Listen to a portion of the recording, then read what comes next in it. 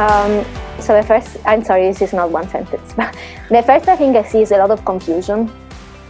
People don't really know what they want to do, what they are best at. So first you need to understand that. What is your career path? What is the thing that you think you can do the best? Once you have that clear, then you have to understand how to get there. And how to get there, you can find this answer, well, you can research, of course, you can talk with people, you can network, you can spend time connecting on an actual human level, not just spamming people on LinkedIn, but actually putting the effort into knowing others, go to networking events, ask what do I need to do in order to be there, but also what does this job entail on a daily basis, because you might find out you don't like it. And once you have clear the how, then you focus on the what, and you're like, okay, I know I would be good at this, I know how to get there, so what are the first steps I need to take in order to get there? And a lot of it is like collateral. You need, really for certain jobs, like in marketing, it's really helpful to have a good LinkedIn profile. It's really helpful to know how to write a killer cover letter. You might start doing YouTube. You might start your own blog. You might create your own portfolio project. So take on everything that you can in order to show, not tell, show how strong you are. So I would say all of these things. But my first suggestion is, because I see this a lot, people don't know. They tell me, oh, but I've done so many things, I am good at so many things. I'm like, yes, but if you try to do that here with this huge disadvantage of not knowing the language, you're not probably gonna go very far. So focus on the things that you are best at. And once you know those, then move on the how. And so why, how, what, yes.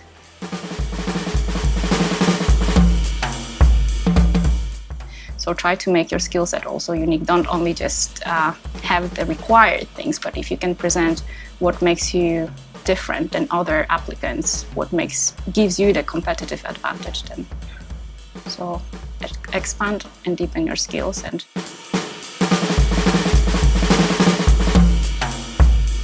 one day at the library, I was doing some machine learning stuff, and I'm trying to show off some people, okay, I'm doing some machine learning stuff like that. And then some girl told me, okay, so you know how to code and stuff like that. I said, yeah, of course. And then she told me, okay, well, I'm going to this competition and I need someone who can work on that. And actually what I ended up working on was web development, and I didn't have any idea about it, so I had to learn. But actually it was a good learning phase. It was summer, we had 2 months or 3 months, so I learned and I made a website and I made the application. So it was, just by chance, but I was I had the mindset, okay, I want to participate. That's why I was open to new ideas, so yeah.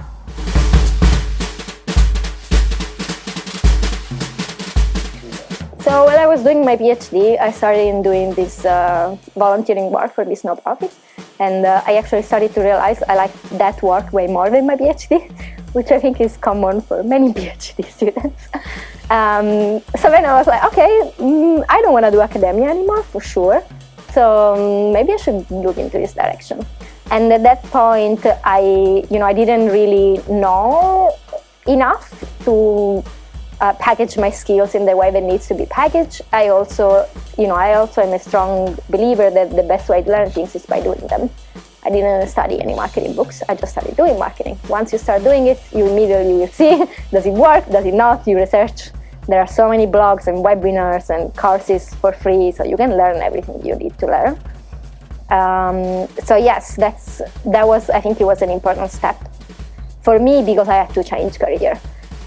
But also because having that kind of a little experience in the Finnish market really definitely helped to get on to better things.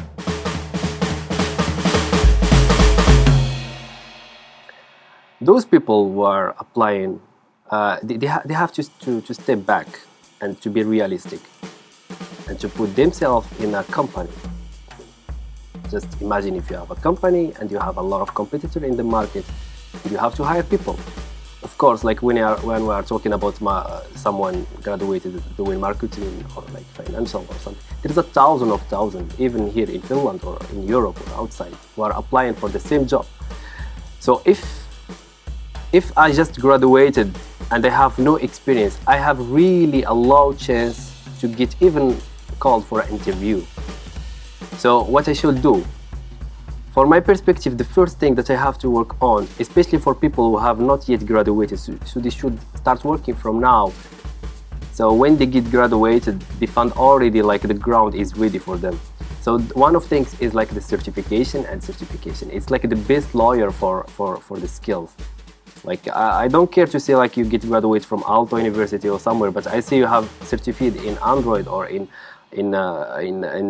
Scrum or in Agile or something. It's really good lawyer, as I said, for your skills.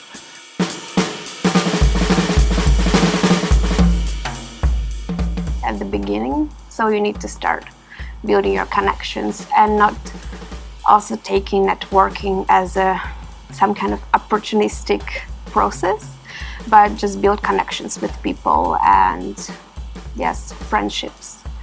Go to meetups and different meetings in your own industry where you can exchange with people, with your colleagues.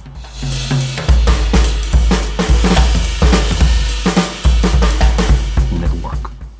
Get to know people and get connections. Anyone is valuable. Any connection that you get is valuable. You never know when. Where would you start with networking?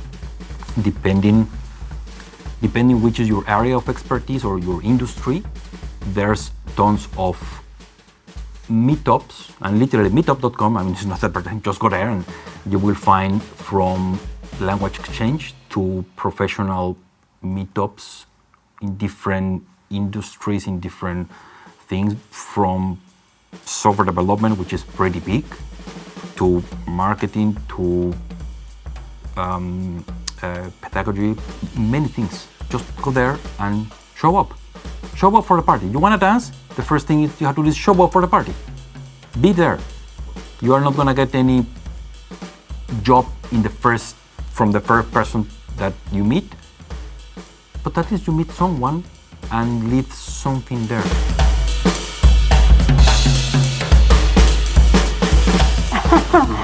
Well, okay. I think a lot of people are probably already doing this because I've heard this, before I got a job, I went to so many events wherein I wanted to know, what I should do. I attended one of yours also, I don't know if you remember, okay. It was at the university where you were telling how to improve your LinkedIn profile and how to improve your resume. I attended a lot of those kind of events, so I would suggest that more people go out to these kind of events, the more you will learn, because I'm not saying that one person is right, one person is wrong, but you can pick up the best from everyone. And that's what I did. I used to go a lot of events and I used to pick up whatever I felt was right, and I don't think you should pay attention to one person's advice or, ignore the other person's advice. Just listen to everyone. You just don't know what is going to work out for you.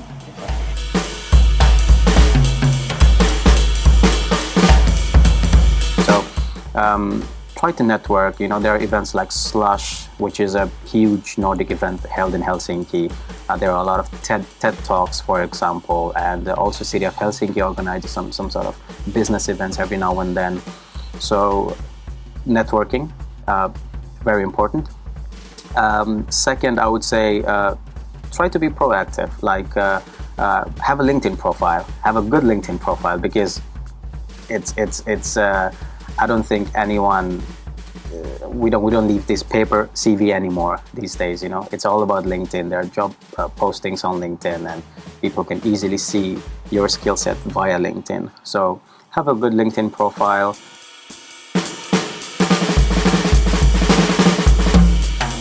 Well, the meetups, they are quite useful. There is this specific website called Meetup where you can find some meetups. And it has been quite nice, because something that I was missing after moving here was finding some people who work in the same area than mine, and I already found some there. And I knew that I recently found out that Helsinki has this specific group of designers sharing ideas and meeting at least once a month. So it's also nice to try to relate to other people working in the same area to get some more ideas of how everything is working.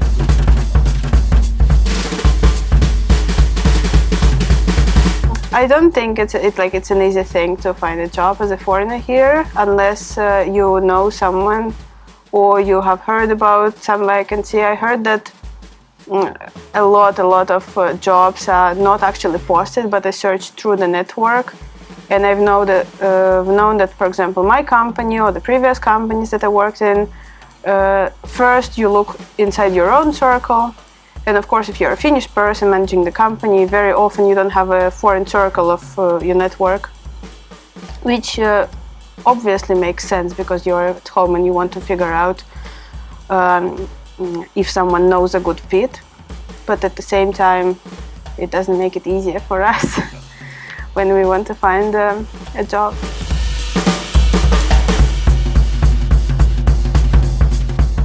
And secondly, people, they should be a bit active. Like they get involved for some workshop, for some conferences and some events to get some visibility.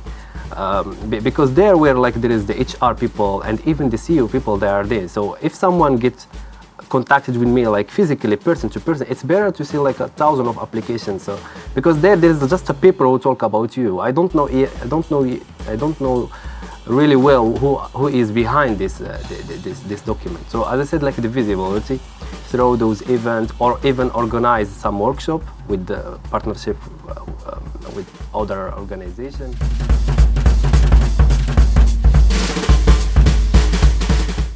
And one common problem is what I call the me problem. It means like you make your application just about you, and instead, this was a huge change for me. The moment I understood this, it was like mind-blowing. I know it seems stupid, but if you are unemployed, you don't immediately get it. So I was getting so frustrated because I was like, oh, but I'm so great. Why I don't see how great I am? You know, they should hire me. But then I actually understood, why should they care? You know, every manager doesn't care about you or anybody. The reason why they have a job opening is because they have a problem that they want solved. So if you show that you understand, one, the problem, and you show them how you will solve the problem, then that's where you get the competitive edge. And once I understood that, I was like completely shift my perspective. And it seems pretty obvious, but I can tell you, I talked, about this with so many people, and nobody gets, when you tell them, you're like, all right, now I get it.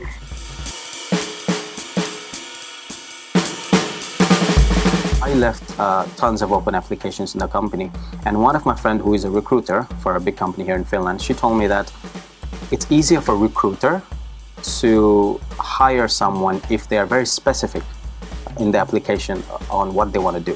For example, in my case, currently, if I were to apply to any job, I would say like, okay, I want to do B2B selling, very specific. So the chance of rejection, I think, would be much lower instead of me saying that, hey, I'm good with communication, I'm good with people, I have studied marketing, I like to do marketing, sales, maybe a little bit of human resource management too. So it gives this vague range, which is a bit confusing to recruiters too.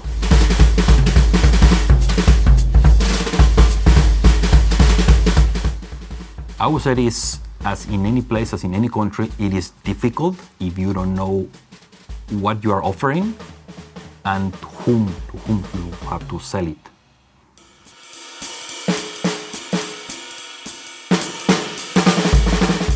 Outside opinion, there are also many services out there that can go through your CV, so-called CV clinics. They can give you feedback on this. There are some trainings how to go through interview process and so on and so forth. Just try different strategies, try different techniques. If one hasn't worked, maybe something else. And also ask feedback when you get a negative response. Accept it and also ask, like, what were they looking for, what you were lacking, or maybe you weren't lacking anything, maybe there's some other reasons.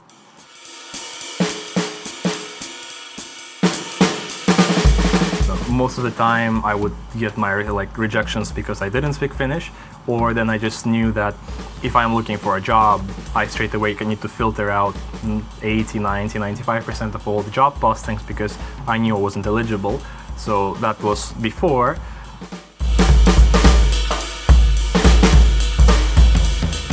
The first thing I would say, if you don't get interviews, you have to work on your CV and cover letter until it's perfect.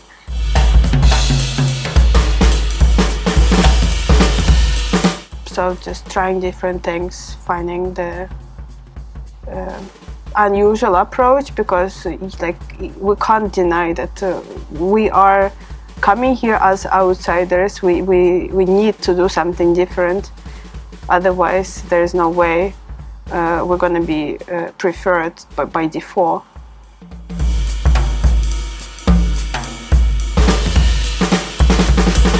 By the time you send out an open application, you should have already researched the company and figure out in what type of position you want to be there, what kind of tasks. So then when an HR person reads it, he already can envision you. So don't just let this out of your control. And I think this is one of the most important approaches when it comes to just sending out unsolicited applications.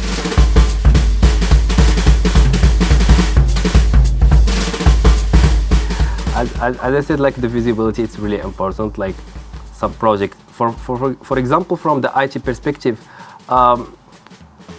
there is the GitHub and there is the LinkedIn. So each project I should like, all my portfolio should like put what I did in this project, what kind of technology, etc.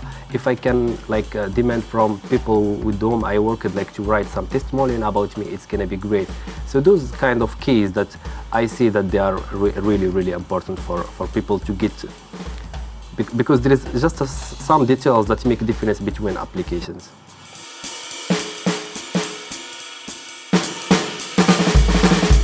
To be a little bit precise and concise, I would like to say keep struggling. This is something that I would like people to keep in mind. I would take, for example, a case if you are, for example, an intern looking for a training position, assuming that you don't have any work experience.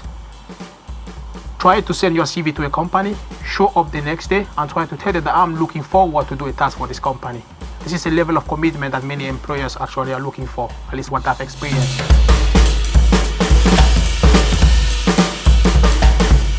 Just let's talk about the cover letter. So when you send your CV and you send your cover letter. Unfortunately, some people, they are just like taking the same template and just editing the job title and sending one curriculum. The curriculum, the cover letter, it's really important, because from there you can make them really interested to know you.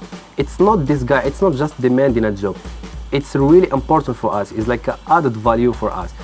How I can do that? I can go and check for this company, what they are doing, what kind of problem they are struggling. For example, if they have their products online, I install this product and see why the rate is not good for 2019, etc., etc. It doesn't matter for other job role. I mean, it's just you have to prepare and know very well your enemy. You know, you study very well and prepare really a smart cover letter and say, I studied this and I found this and I found myself really suitable for this role because I can help you in this and this and this. So obviously this guy is really important. He's gonna get the first call.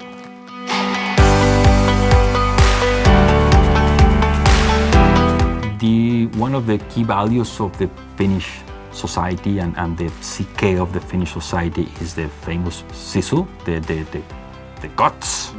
Don't give up. It's it's number one. Just be persistent, not to get discouraged. Stay strong and keep on doing it. There will obviously, some people might advise you that, reach out to maybe more international folks because they are going to help you. I would just say, don't listen to anyone, because I have received a lot of help from a lot of friends. Maybe just have some hope and also